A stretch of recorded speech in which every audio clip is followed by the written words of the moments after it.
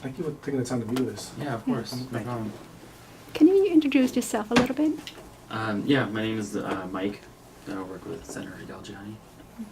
And I'm Hai. Hello. Next time. No PJ. Hello. And I'm Elijah. Hello. Thank you. I think I met you last year. Did you come last year?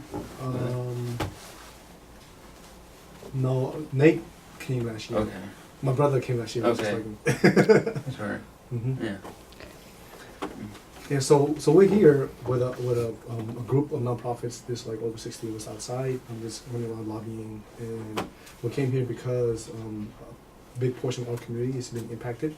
Right now is detained and being subject to be deported, mainly the Cambodian communities, and a lot of them are from the Stockton areas. And yeah, right now there's 52 of them actually were interviewed and being ordered to move from the United States and being deported to 52, Cambodia. is that? Yes. Yes. And to add on to that, I'm one of them. And well, what we're hoping to do is we're trying to get more support from legislative leaders to advocate with Governor Newsom about getting pardons for people who currently need it right now.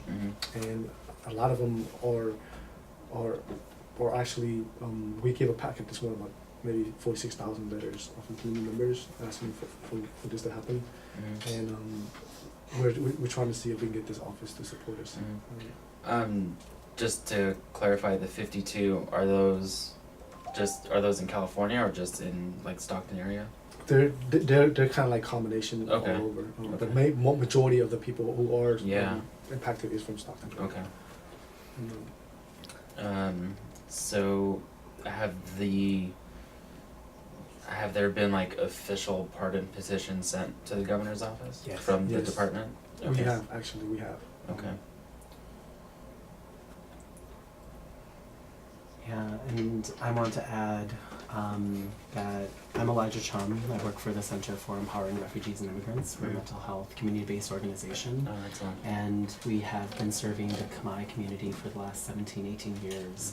And, you know, it's still a lot of shame and stigma to talk about mental health, to talk about PTSD, depression, anxiety. We are still forming the words to talk about these feelings and these emotions. And the most pressing issues are the intergenerational trauma. The unhealed and untreated wounds of our parents are sent down to us. And many of the folks that are impacted by the deportations, they themselves were the youngest survivors. They were babies born in trauma, born in refugee camps, born in the labor camps, you know, our Holocaust. And so what does that do to a body? What does that do to a small child that may not have the words to express how they feel? But we know that that trauma lives in the body keeps score, and that all of this is attached to mental health issues and chronic illnesses that show up later in life. These young folks that are being deported were the baby survivors that were raised in really poor and low-income neighborhoods that you may know of, like East Oakland, West Oakland, Tenderloin in San Francisco, Stockton, where it was already rampant with racism, drug violence. The war on drugs was happening in the 80s and 90s. And when I talk to these folks and holding their families, I hear stories that they themselves were bullied and they had to join gangs to protect themselves. And because of the gang violence, because of the lack of trauma-informed social workers, folks that didn't understand our language or culture, what a genocide is or what it can do to people, we didn't get the support we needed in the 80s and 90s. You would either have to survive on the streets or you would assimilate completely into the American culture and be very whitewashed. And that's what we feel right now, is that there is a fraction in our community. There's the one side that is very conservative, that it was just like, well, those guys had a chance, they're the lucky ones. They were given the opportunities of being in America. But what we're saying is that they weren't given a great opportunity. That when they came to this country, they were resettled in very poor and low-income places that they were very underserved. And the Khmer genocide really targeted our leaders, targeted the government workers, the educated class, the musicians, the healers, the natural leaders that could advocate for us in the 80s and 90s. And so now, 40 years later, we're here. We're finally here standing side by side each other. And here, sitting with you right now, this is actually a momentous occasion. This is very significant to us. This is a milestone for us to be advocating for ourselves in this way. And so we're really asking for you to open your hearts and to understand our struggles and to understand what trauma does to our people and to a society. You know, it's unfair for us to suffer alone. We are in a community that so many people know about. They still don't know, well, where is Cambodia or what is our culture, and then of course if they don't know any of that, they would never know that 1 of 4 Cambodians died in Cambodia during 75 to 79, and how that trauma still affects us to this day.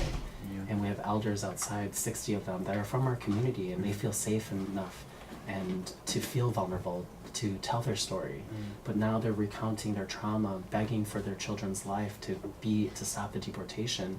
And I can see it. I can see that they can still see the visions, and they're triggered again because of what ICE is doing to our families, fracturing our families. So we're here to beg and to plead and to demand justice, because we feel like we have not had that for 40 years. And I'm sorry, go ahead. Oh, to add to Elijah, most of us, we've been productive, and the crime that we've been reported to, 4, it's like 15, 20, 30-year-old crime. And a lot of us out here, we have wife and kids. You know, we move on, we have businesses. We got great job, career. We do anything for our family, you know, every day. It's a struggle, but sometimes we make ends meet. And with this, it's not just hurting us, it's hurting our family and, you know, our parents, you know, throughout the whole drama that they've been through from the countryside. And now it seems like this deportation is like a whole repeat of what had played itself. So, and we're just here to try to get some support. Okay. I would like to add, as you may know, that Stockton is our biggest Khmer community in Northern California. We Cambodians are Buddhists, and we Buddhists, we value, or people have changed for the better for themselves and for others, which these individuals have done. They became productive citizens, they built family, they contribute to the community. They paid off their time, their whatever they did, that's done. I don't understand why they have to receive this sentence again. You know, I feel like they're being punished for the good that they do. Is that what we're trying to show our community here? When you become good, you're being punished? So it is against our beliefs. You know, when somebody change for the better, we should value them, not punish them. And what about their kids? How are they going to survive? How are they going to grow without parents? The mental issue is going to continue generation after generation until this deportation is completely stopped. I don't see any value added. When you detain people who have no, that do not have give any harm to anybody, and put them and have us paying tax for that, and then create suffering for the family, the children, for the community, I don't see any good out of it. I see all these negative stuff. Negative emotion, not just Khmer community, but our American value. Is this what we value as an American? Do you? What do you think? So, in the email, I thought I saw something about asking the governor for pardoning, or is that a separate issue from the deportation? It's actually one and the same. Okay. And actually, I just realized too. I think this office have written letter for me specifically for a pardon before with Governor Brown, and then Governor Brown wanted to advance my pardon, and then the court ended up intervening, and so now we're doing this again with Governor Gavin Newsom. But we're asking there's a bunch of initiatives that's happened that we haven't submitted to the governor's office to pardon more Cambodians who is being impacted, right? Because ICE is targeting our community specifically, and we're kind of more a vulnerable one out of the Southeast Asian community, because we're already being impacted now. We're already getting deported now, and just recently Laos has just got sanctioned, and they're trying to push the same thing with Laos, and Vietnam is also part of that in the Hmong community. So Southeast Asian as a whole is like lobbying. Like we're coming together because this is affecting us, right? And we're trying to get Calvin Newsom to get on board and giving us the pardon because he has the power to do it. And the pardon was established to offer people a chance who has changed their life, who are being productive to the community, to give them the opportunity to be a member. And so we're trying to keep our family together, keep our community together, and stop the continued And cycle of yours was approved, or it's still going on? Yeah, we're still I going think on. that's why I thought we had met. Your name sounded. I think I. Yeah, wrote that actually, letter. Yeah. I only received it before, so we might have to. We have a sample letter. Right. Yeah. Right, and this was Yeah. I like- remember. That's where I remember your name from. Yes, and we have submitted, so 46,000, I'll read this with you, so 46,000 letters from the community this morning to the governor's office, and a lot of the bios and stuff of people is going to be amongst those information. And we're asking if this office will continue to support us in lobbying or advocating for this new governor to continue the pardon process. Yeah. From the governor. Because he's new, we haven't really seen him like do pardons yet. So, you know, every governor is different. So we don't know where he draws a line of things like that. So that'll be interesting to see as we wait. Are there?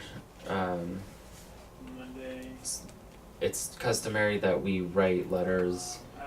If we write pardon letters for our constituents, so if you have like a list of names of people in our district who you're looking for help from, that's who we can help. And you know, we can. Sounds like you've been doing your lobbying today, but we can help you put in touch with other offices who represent those other members of your community.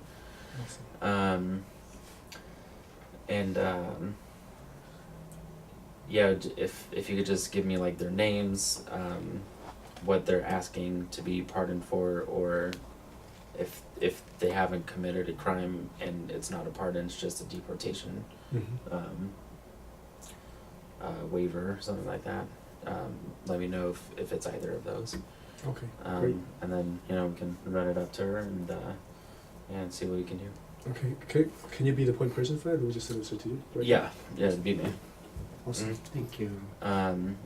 Yeah, I'm pretty familiar with you know, the contributions that you've made. You know, I learned about you last year I had this meeting last year. Learned about you and what you've been doing. Before I came to this office, I worked for Assembly Member O'Donnell, who represents Long Beach, huge Cambodian community there. That's right. So we worked a lot with them in their district office there. Thank you. So yeah, if I'll just look out for whatever email or phone call I get from your organization, so we can know who our constituents are that you're seeking help for. That's typically the practice that goes on. Okay.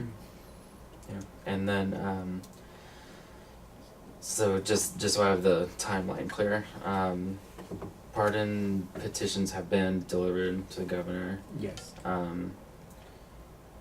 And so now you're, in terms of timeline, I guess, you might not know off the top of your head, but how long does it take for the deportation to actually go through? It's like how much time do we have? It's urgent. On our side? It's pretty Yeah. urgent. It's Okay. pretty urgent. It's like July, Okay. probably like the most. Okay, gotcha. So I think it was June. Yes. June. between June and July. June 15. Okay, June 15. okay.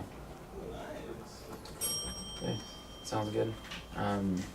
If there's anything else that we might be able to help with in the meantime, let me know. Okay. Hey, my name's Uriel. I'm from Bonta's office. But yeah, I was wondering if Calvin. if not, we'll just try to see Oh, great. Nice to meet you. Pretty good. what would be willing to do. Question for you. From your perspective, what should we do as a community to be more effective than what we have already done? Well, it sounds like you're covering most of the bases, right? You're coming to us. You said you've delivered letters to the governor's office. Okay.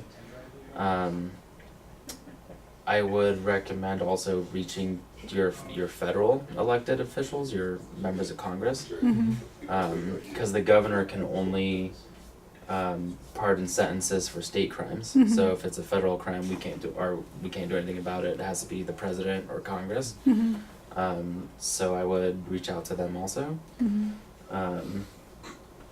And then in terms of just logistics, if you do want to meet with the senators themselves or assembly members instead of staff like me, Mhm. they're not usually here on Fridays Mhm. because they go home to their districts Mhm. after session.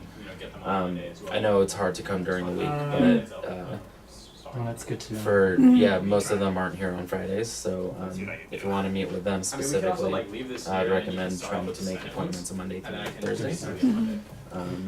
But yeah, I mean everything else in terms of how to advocate, you're doing them. You're doing letters, meetings, and then I would also, for members of your community in Stockton area, we do have an office in Stockton. Mm-hmm. So you don't have to drive all the way to Sacramento every time. And when I give you my business card, our Stockton office phone number is on the bottom of that. So.